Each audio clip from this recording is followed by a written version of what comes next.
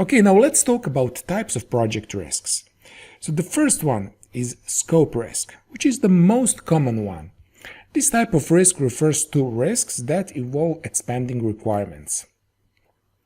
Even though Agile and Scrum are well equipped to address scope risk because Agile and Scrum has good change control measures, in other words, Agile and Scrum deals well with change and changing requirements, and on the other hand, traditional project management not so well. Regardless of methodology or framework, we need to keep this type of risk in mind. Second one is technology risk, which refers to risks that the technology used in a project will fail. This includes hardware failure, software protocols becoming obsolete or unsupported, lack of scalability with technology, or a lack of technological understanding on the part of the development team.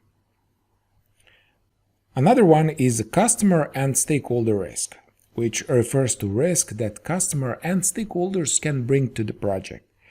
This usually occurs when the customer promises to provide material or information to the team and then they forget or deliver it too late. Examples of customer or stakeholder risk include clients becoming apathetic or a change in mind point of contract between the team and the client. Another one is a personnel risk, which refers to risk posed by personnel in our developers. For example, the team member may leave partway through a project. And this can be especially problematic if the person who leaves has special skills that are not shared by other team members.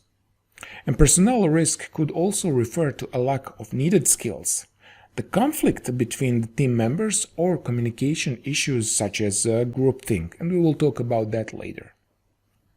And many other risks, such as legal issues, security problems, the destruction of physical location, loss of interest from either management or developers, industrial espionage, etc.